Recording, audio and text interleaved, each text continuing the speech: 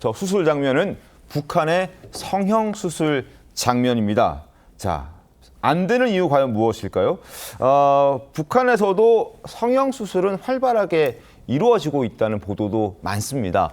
이미 2016년에 성형외과 치료법이 제정된 데 이어서 두 차례나 개정도 됐고 여러 가지 치료 대상 구체적으로 명시도 돼 있다고 하는데 특히 미용 목적의 성형수술도 공식적으로 허용한다라고 얘기를 했는데 안 되는 게 있다고 합니다. 어떤 겁니까?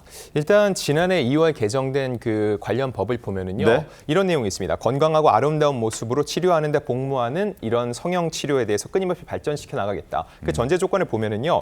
일단 선천성 기형, 화상, 종양 치료와 같이 이런 외모 변형이 있는 환자들에 대한 내용이 포함되어 있고요. 네. 여기에 더해서는 이제 미용 목적의 수술도 인정한다는 내용이 포함된다는 것도 있다는 거죠. 자, 왜 그러냐면은 그동안 계속적으로 단속을 해왔는데 단속을 해도 지속적으로 이루어지니까 차라리 이거를 법제화시켜서 양지로 끌어들이는 게 옳다고 판단한 것으로 보이고 그리고 이게 인민의 수요도 충분히 생각한 것으로 보입니다. 왜냐하면 무조건 막기만 하면 오히려 반발이 심해질 수 있기 때문에 이걸 어느 정도 선에서는 허용하는 것이 인민들을 달래는 데 필요하다고 북한에서는 북한 당국은 본 것으로 풀이됩니다. 그렇군요. 성형 수술을 한다는 것도 사실 좀 놀랍긴 합니다. 그러나 쌍꺼풀은 되는데 김원삼 변호사님 이건 안 된다면서요.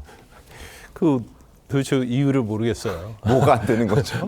눈썹 문신은 안 되죠? 된답니다. 눈썹 문신. 근데 사실 눈썹 문신 자체가 우리나라에서는 의사가 아니면 이제 불법으로 되어 있잖아요. 네. 그래서 사실 이제 문신을 하는 사람들이 계속적으로 합법적으로 해달라.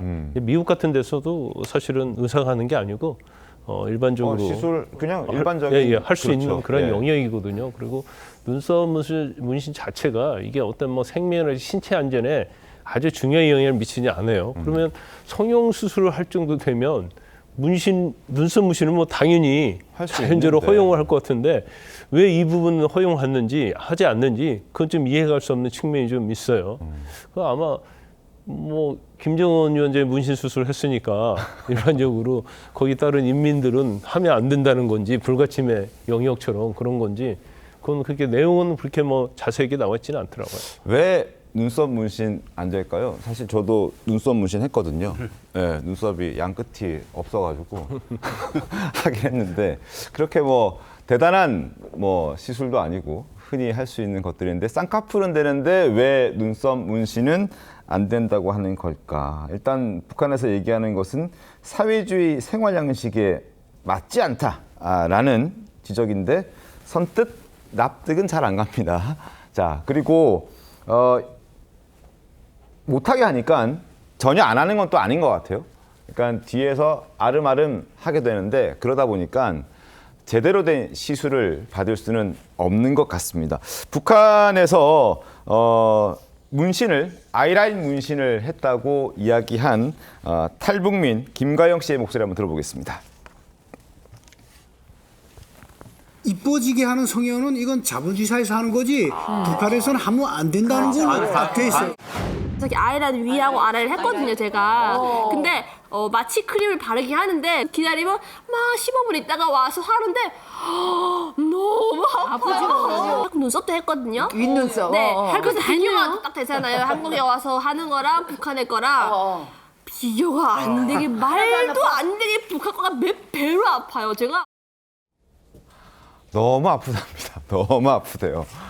눈썹 문신 할 때 이제 마취 크림 바르고 저도 그렇게 했었는데 막 그렇게 아프진 않았거든요. 조경 변호사님 네. 너무 아프답니다.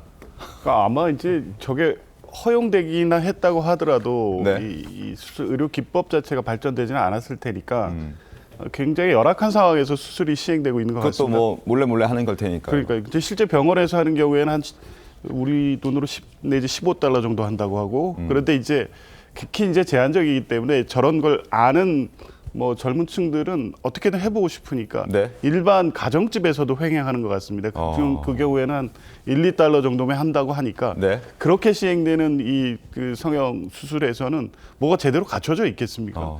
그러니까 법적으로 이제 규제를 한다고는 해도 왕왕리에 저렇게 이 가정집에서 이루어지는 경우에는 이게 나중에 부작용도 걱정이 되네요. 저렇게 아프게 했다면 마취 같은 게 제대로 이루어질 리도 없고 네. 소독이나 이런 문제가 제대로 될 것 같지도 않은데 일단 북한이 이제 성형을 허용했다는 자체도 신기하긴 하지만 흥미롭죠. 예, 젊은 층들이 또 그걸 하고 싶어 해서 저렇게 고통을 감내하면서까지 또 한다는 사실도 좀 흥미롭습니다. 최영희 의원 어떻게 보셨습니까?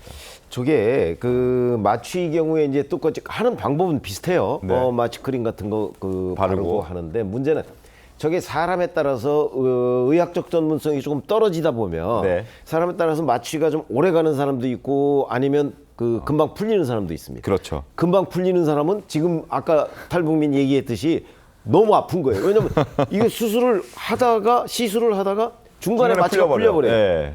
그렇다고 다시 하지는 않거든요. 맞습니다. 이제 그런 것들 때문에 사실은 제대로 하면 의사가 해야 되는 게 맞는 거죠. 그런데 이제 그런 것들이 그 아주 뭐 이렇게 고도의 전문성을 그 요하는 건 아니기 때문에 네. 적어도 어느 정도의 전문성을 갖춘 사람한테 해줄 필요는 있겠다. 뭐 그런 생각. 그게 특히 마취와 관련돼서 그렇습니다.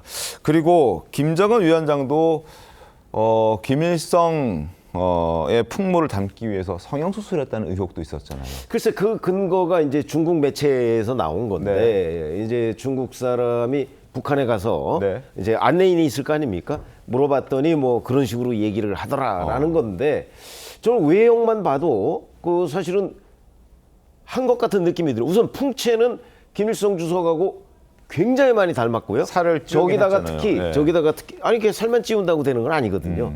저기다 특히 모자를 썼을 때 네. 김일성 주석의 젊은 시절하고 비교해 보면 구분이 안 갈 정도로 그 정도로 닮았어요.